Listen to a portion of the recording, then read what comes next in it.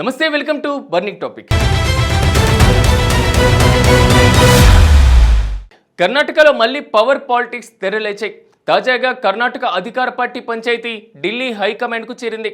కర్ణాటకలో కాంగ్రెస్ సర్కార్ ఏర్పడి నేటికి 2.5 ఏళ్లు పూర్తయింది. ఇప్పుడు డీకే శివకుమార్ వర్గం ఎమ్మెల్యేలు ముఖ్యమంత్రి సిద్ధరామయ్యను మార్చాలంటూ ఢిల్లీకి వెళ్లారు. దీంతో కర్ణాటకలో మళ్ళీ పవర్ పాలిటిక్స్కు తెరలేపాయి.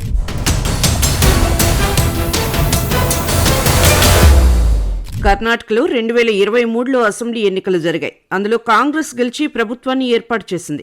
అయితే ఆ సమయంలో 2.5 ఏళ్ల తర్వాత అధికార పంపిణీ ఉంటుందని చెప్పింది. దీంతో సిద్ధరామయ్య ముఖ్యమంత్రి అయ్యారు. అయితే ఈ రోజు సిద్ధరామయ్య సర్కార్కు 2.5 ఏళ్లు నిండాయి.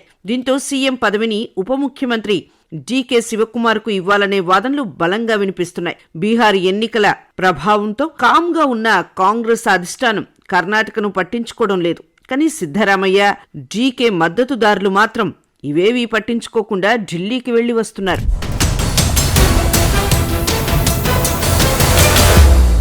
రాష్ట్రంలో ఉప ముఖ్యమంత్రి డీకే శివకుమార్కు సీఎం పగ్గాలు ఇవ్వాలని ఆయన వర్గం ఎమ్మెల్యేలు కోరుకున్నట్లు సమాచారం. అయితే రాష్ట్రంలో సీఎం మార్పు ఊహాగానాలే అంటూ సీఎం సిద్ధరామయ్య కొట్టిపారేశారు. కర్ణాటకలో పవర్ షేరింగ్ పై ఇప్పుడు పవర్ పాలిటిక్స్ నడుస్తున్నాయని రాజకీయ విశ్లేషకులు అభిప్రాయపడుతున్నారు. కర్ణాటక అసెంబ్లీ ఎన్నికల ఫలితాలు వెలువడిన అనంతరం కాంగ్రెస్ హైకమాండ్ రాష్ట్రంలో ఎవరిని సీఎం చేయాలనే దానిపై పెద్ద ఎత్తున చర్చలు జరిపింది. ఆ సమయంలో పీసీసీ చీఫ్గా ఉన్న డీకే శివకుమార్, గతంలో సీఎంగా పనిచేసిన సిద్ధరామయ్య పేర్లు తెరపైకి వచ్చాయి. వారిద్దరిలో కూడా సీనియర్గా ఉన్న సిద్ధరామయ్య వైపు పార్టీ అధిష్టానం మొగ్గు చూపి సీఎంగా పగ్గాలు అప్పగించింది. అయితే ఆ సమయంలో పలు కీలక శాఖలతో డిప్యూటీ సీఎం డీకే శివకుమార్ వర్గం ప్రమాణ స్వీకారం చేసింది.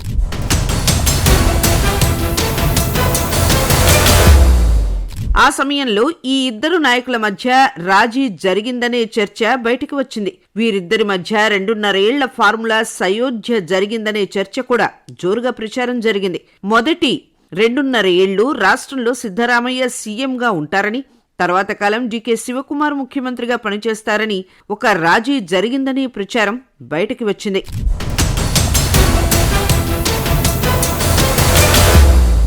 అందులో భాగంగా మొదట సిద్ధరామయ్య ముఖ్యమంత్రిగా ప్రమాణ స్వీకారం చేశారని డీకే వర్గం చెబుతుంది. కానీ ఇప్పుడు అనుకున్న సమయం ముగిసినా కూడా సీఎం కుర్చీ శివకుమార్కు ఎందుకు ఇవ్వడం లేదనే దానిపై ఆయన వర్గం వాళ్లు ప్రశ్నలు సంధిస్తున్నారు.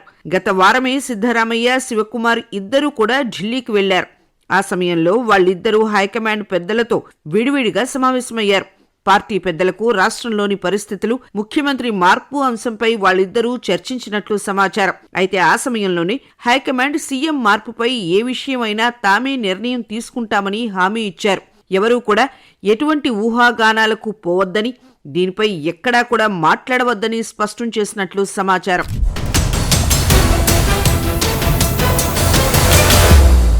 ఈ ఢిల్లీ పర్యటన తర్వాత ఇద్దరు నాయకులు కూడా సైలెంట్ గా ఉన్నప్పటికీ ఇప్పుడు డీకే శివకుమార్ వర్గానికి చెందిన కొందరు ఎమ్మెల్యేలు హస్తినకు బాటపట్టారు. నిన్న రాత్రి వాళ్లు బెంగళూరు నుంచి ఢిల్లీకి వెళ్లి పార్టీ పెద్దలను కలిసి డీకే శివకుమార్ను సీఎంను చేయాలని ఒక డిమాండ్ చేసే ఛాన్స్ ఉందని సమాచారం. డీకే వర్గం ఎమ్మెల్యేలు పార్టీ జాతీయ అధ్యక్షుడు మల్లికార్జున ఖర్గేను కలుస్తారా, లేదంటే రాహుల్ గాంధీని కలుస్తారా అనేది మాత్రం ఇంకా అధికారికంగా బయటికి రాలేదు.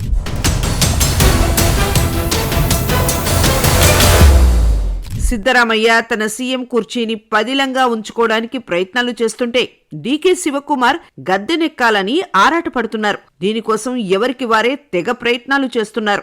బీహార్ ఎన్నికల ఫలితాలు విడుదలైన మర్నాడే సీఎం సిద్ధరామయ్య ఢిల్లీకి వెళ్లి వచ్చారు. అక్కడ రాహుల్ గాంధీ, ఏఐసీసీ అధ్యక్షుడు మల్లికార్జున ఖర్గేతో మంతనాలు జరిపారు. మంత్రివర్గ విస్తరణకు అవకాశం ఇవ్వాలని కోరారు. అలా చేస్తే మరో ఏడాది పాటు తన సీఎం పదవికి ఢోకా ఉండదని ఆయన భావించారు. అయితే దీనిపై ఖర్గే ఇంతవరకు సమాధానం ఇవ్వలేరు.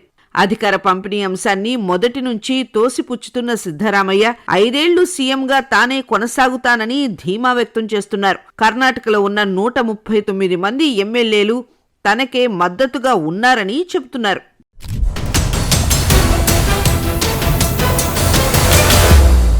అయితే వరుసగా ఎన్నికల్లో ఓడిపోతూ బీహార్లో దారుణంగా ఓటమి పాలైన కాంగ్రెస్ అధిష్టానం ప్రస్తుతం నైరాశ్యంలో కూరుకుపోయింది.